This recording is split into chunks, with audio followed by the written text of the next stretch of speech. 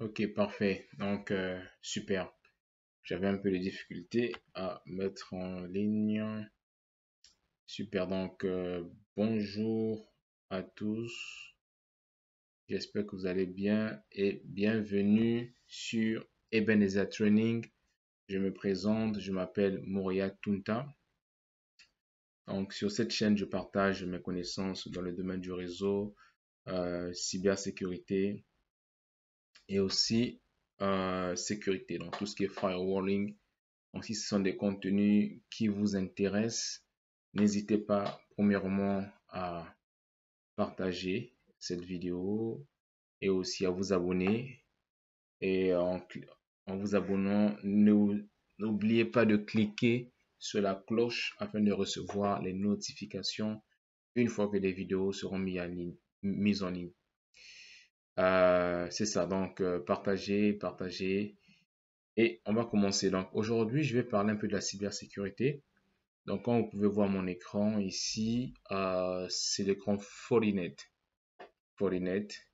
Donc, Fortinet qui est un concurrent de Checkpoint. Je pense que ceux qui sont dans la cybersécurité ou sécurité, ça leur parle. Checkpoint, Palo Alto, Cisco, Asa, des entreprises qui sont beaucoup spécialisées sur la sécurité, qui créent ou qui fabriquent des équipements qu'on appelle firewall pare-feu, des équipements qui sont utilisés dans les entreprises pour la sécurité.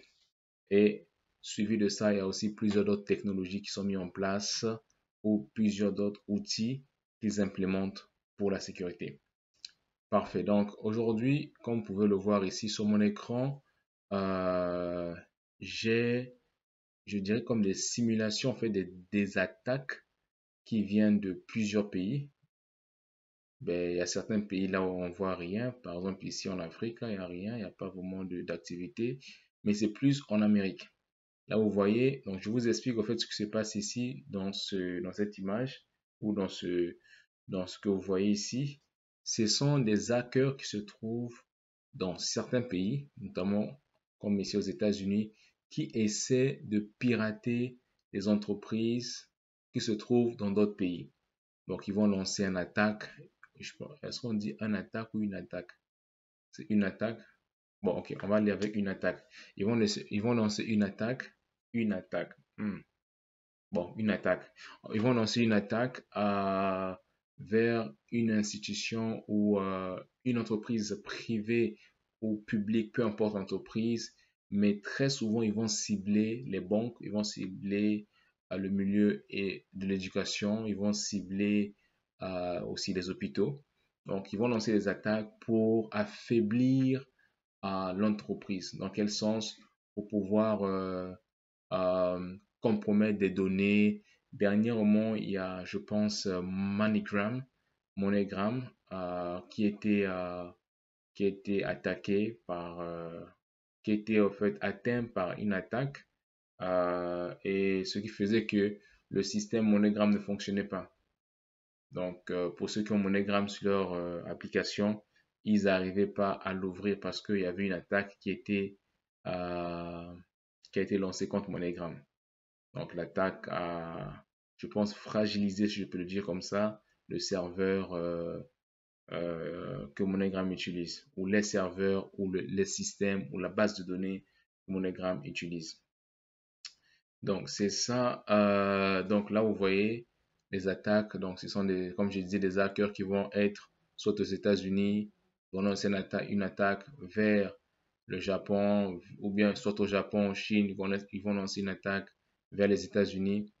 Et là, vous voyez aussi, dans le même pays comme les États-Unis, il peut y avoir des hackers qui sont dans une ville comme Los Angeles, qui essaie de pirater ou d'atteindre une banque qui se trouve à New York, par exemple. Vous voyez, donc là, vous voyez un peu les activités, vous voyez les attaques. Parfois, ça vient de la Colombie, non pas la Colombie, mais du Mexique. Je pense que c'est le Mexique ou bon, un pays de l'Amérique latine ici. Hein. Parfois, ça vient de l'Angleterre. Vous voyez, donc ici, en bas, ici, j'ai les différents attaques. Vous voyez, donc tout ça sont les différents attaques. Et la sévérité, c'est ici. La sévérité. et j'ai l'emplacement. Donc, d'où proviennent ces attaques. Mais non, avant de continuer un peu plus en profondeur avec les différentes attaques, je vais vous parler d'un site. Mais avant de vous parler de ce site, je vais vous donner en fait un scénario. Je prends un exemple, vous êtes ingénieur sécurité et vous remarquez qu'il y a une adresse IP publique 210.15.20.30 par exemple, qui essaie de faire une attaque vers votre entreprise, mais plus sur le serveur, une attaque qui est plus dirigée sur un serveur, sur un de vos serveurs de base de données. Et vous, en tant qu'ingénieur sécurité, vous remarquez cela, vous vous dites, mais il y a un problème. Ou vous constatez que le trafic passe, que cette IP, cette adresse IP dont je viens de dont je viens de citer, c'est une adresse IP qui arrive à atteindre, en fait, le trafic passe. Le trafic passe, le trafic n'est pas bloqué. Mais non, vous ne connaissez pas l'origine de l'adresse IP. Vous êtes un peu, vous interrogez un tout petit peu pour savoir la nature de l'adresse IP. Est-ce que c'est une adresse IP malveillante? Est-ce que c'est une adresse IP euh, qui n'est pas malveillante? Est-ce que d'où elle vient cette adresse IP? Vous vous posez un peu plusieurs questions et vous pouvez en fait aussi utiliser un outil que j'utilise beaucoup, que j'aime beaucoup utiliser, que beaucoup aussi des ingénieurs en sécurité ou ceux qui sont dans la sécurité utilisent. Pas vraiment un outil, mais c'est un site, je voulais dire, un site qu'on appelle Abuse IP. Abuse IP. Donc, Abuse IP ici, ça vous donne en fait le type d'adresse IP, c'est-à-dire, en parlant du type, je parle du pays d'où vient l'adresse IP. Est-ce que c'est une adresse IP qui est malveillante? Est-ce que ça a été utilisé si c'est une adresse IP malveillante, elle a été utilisée combien de fois par l'hacker? Donc, ça vous donne vraiment les détails, aussi le domaine aussi utilisé. Donc, c'est ça, ça vous donne vraiment plusieurs détails.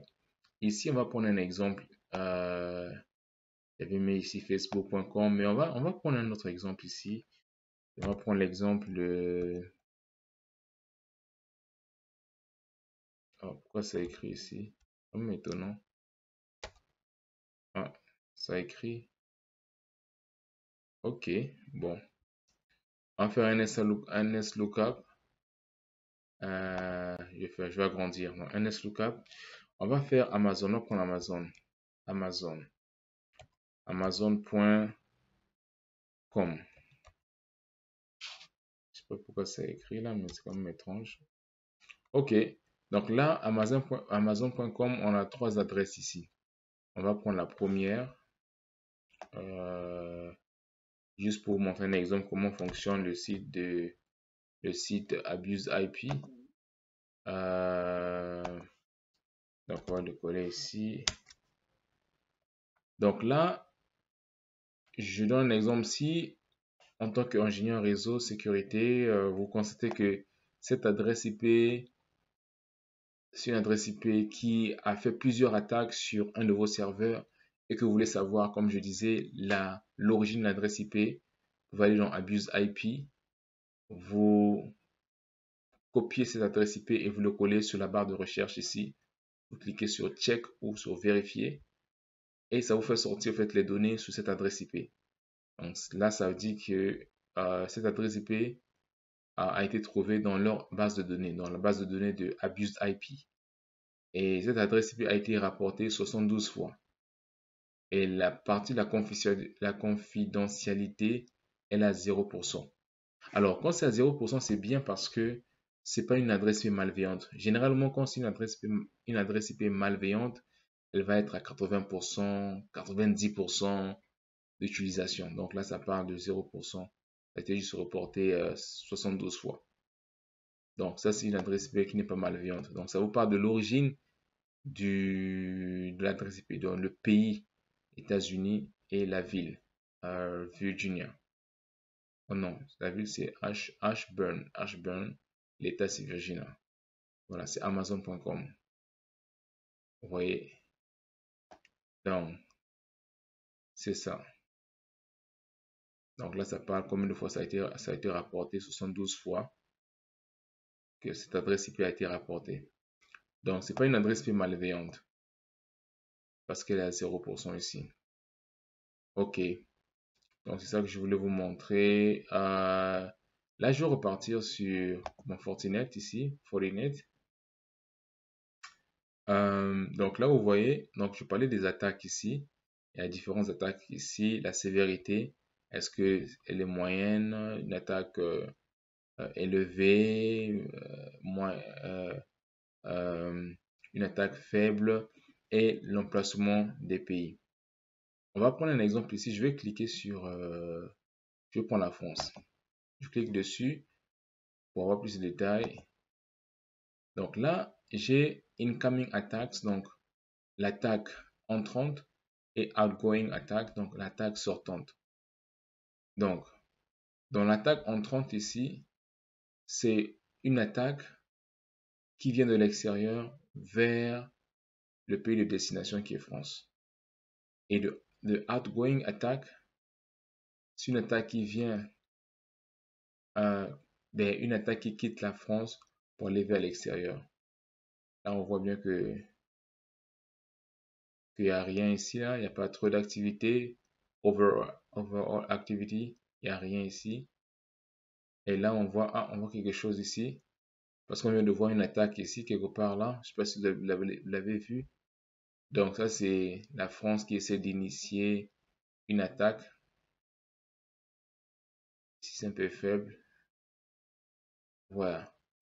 Donc, on va prendre l'exemple de la Russie. La Russie. La Russie, est-ce qu'il n'y a pas, il y a pas trop d'exemples là? Il y a la Russie. Il n'y a pas moins d'activité, je voulais dire. Ok. Je prends le Japon comme deuxième exemple.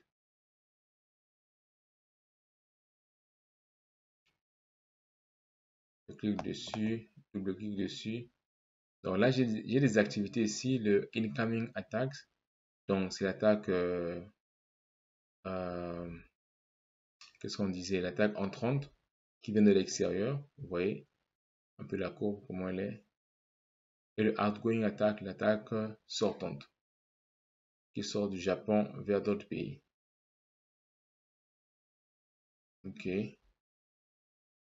Pourquoi je clique sur la Russie? J'ai pas besoin de la Russie ici. Ok, donc là, on voit encore les attaques. Vous voyez, ça provient du Japon.